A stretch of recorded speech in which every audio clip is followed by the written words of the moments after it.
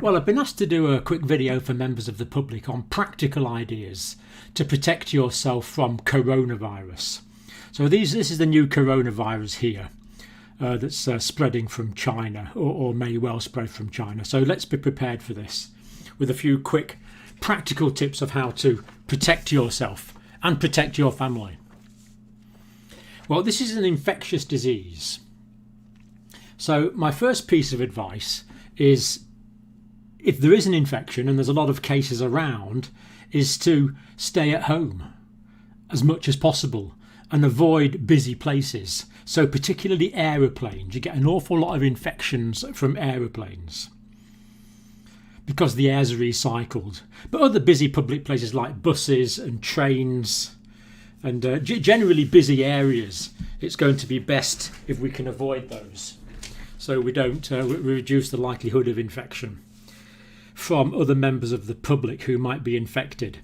Now, this is particularly important with this virus because early data is showing that people can get the infection and then for perhaps 10 to 14 days they can be infectious before they get ill. So it may well be that people are infectious for quite a long period of time and could be spreading the virus. So even if people don't appear ill, they could still be spreading the virus if the virus is around in the community, if there's a lot of coronavirus around. And this might mean being antisocial or asocial, at least for a while. So we wouldn't want to encourage visitors. And again, remember, visitors might say, oh, I'll come round for a cup of tea. I'm feeling absolutely fine. I haven't got the virus. But they could be incubating the virus.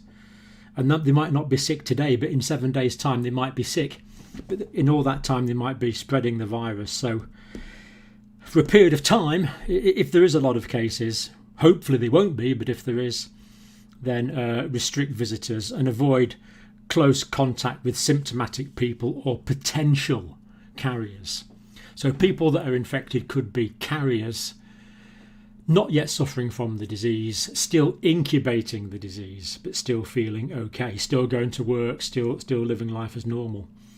And don't share cups and utensils with people either. If you have to go out in public, and of course people have to go out to work, then you could consider using a good quality medical mask that will give you a degree of protection.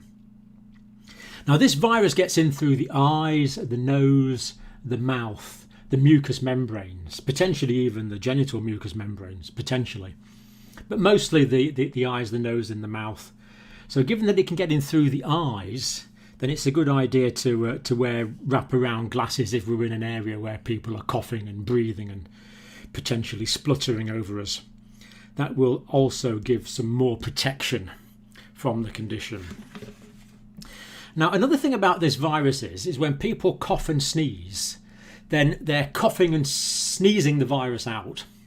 And what this will mean is the virus will settle on surfaces.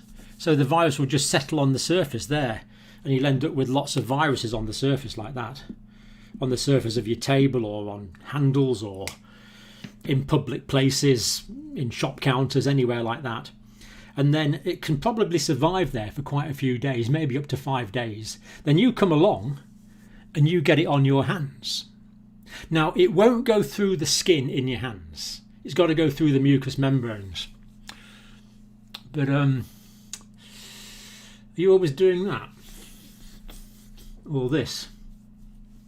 You know, very often without realising it, we're putting our hands to our mouth, to our nose, to our eyes, and that will spread the virus from a surface where someone has coughed or sneezed it onto or breathed it onto our hands, into our mouths or noses or mucous membranes, or indeed the mucous membranes of our family members, of our children, for example.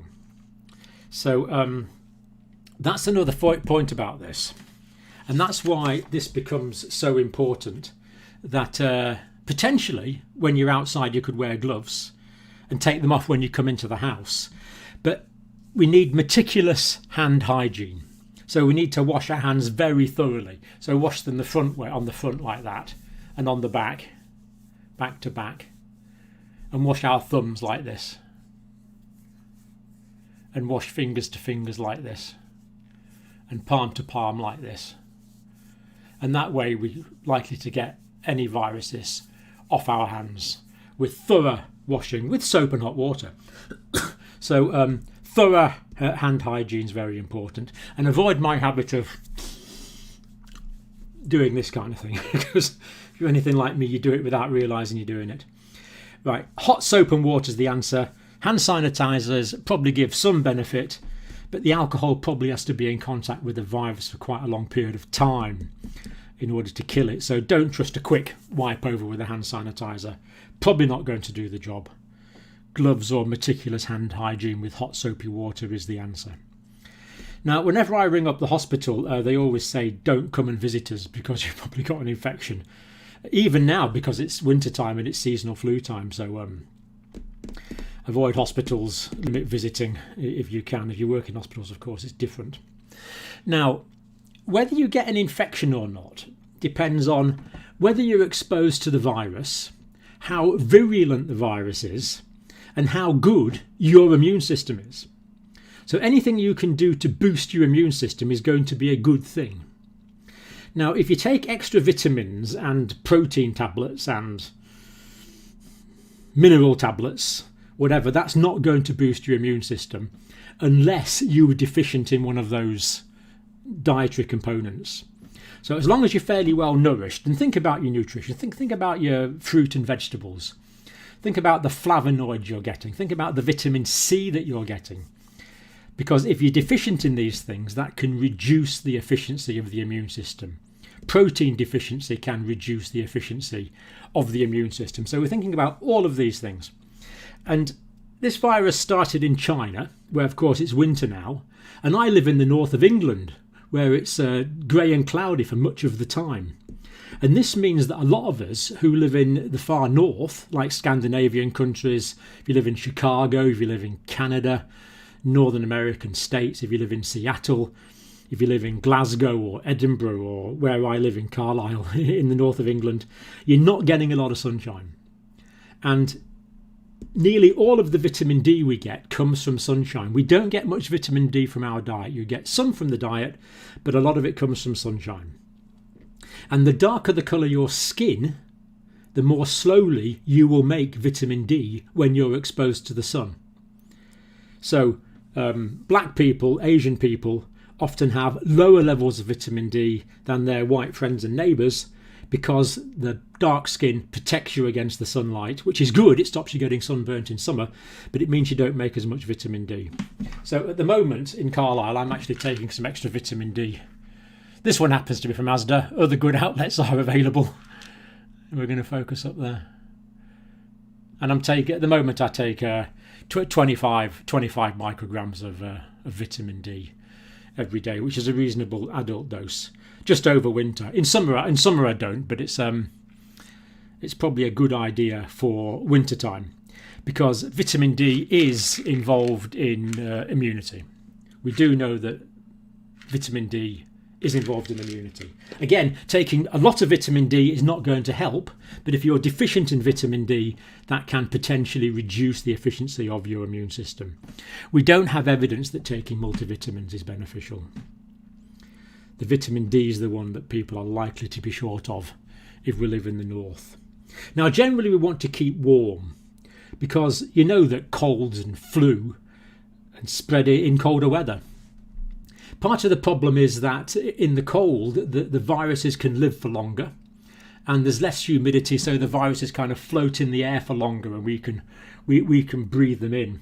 And as well as that, in winter you get a cold runny nose, and that reduces the blood supply to your nose, and that means less immune cells are going to your nose. So if you're cold, you're more likely to get infection, especially if you've got a cold nose.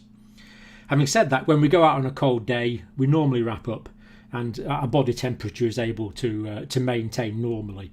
But keep warm and keep your nose warm if you can, and that will also help your personal immune system, what we call the innate immune system. Now, if the virus does come to your country, and we're hoping it's not, but we want to be prepared, then it could potentially get into animals. So in that case, thoroughly cook meat and eggs. At the moment in England, that's not a problem, but it could potentially become in future if the virus gets into meat and eggs and poultry. And then we want to avoid giving the disease to other people. So don't go around blowing your nose like that. You want a tissue, blow into the tissue. So that's called catch it. Then put it in the bin, and then it will die over the next few days. So catch it, bin it, kill it, stop it spreading around. And remember, coughs and sneezes spread diseases. So if you're sneezing a couple of meters away from someone, the droplets from your breath will go over to them, because this is a droplet infection.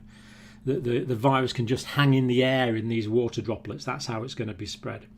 So coughs and sneezes spread diseases. And avoid public spaces if you start to feel ill with a fever. But remember, if you've been exposed to the virus, you might be feeling fine for up to 2 weeks, 10 to 14 days we currently think, before you start to feel ill, and in that time it can spread to a lot of people.